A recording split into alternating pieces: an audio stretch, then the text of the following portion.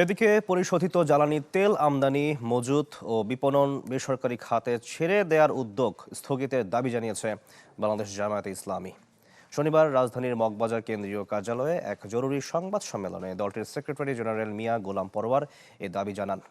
তিনি বলেন, পরিশোধিত জ্বালানি তেল আমদানি, মজুত, পরিবহন, বিতরণ ও বিপণনের কাজ বেসরকারি খাতে ছেড়ে দেওয়ার সিদ্ধান্তে নাগরিকদের চড়া মূল্য দিতে হবে। চলতি বছরের সেপ্টেম্বর-ডিসেম্বর মেয়াদে পরিশোধিত জ্বালানি তেল আমদানির আন্তর্জাতিক উন্মুক্ত দরপত্র জমার সময়সীমা ৪২ দিন থেকে কমিয়ে ১০ দিন করার সিদ্ধান্ত নিয়েছে সরকার। এতে আন্তর্জাতিক বড় সরবরাহকারীরা অংশ নেয়ারই সুযোগ পায় না বলেও মনে করছে দলটি।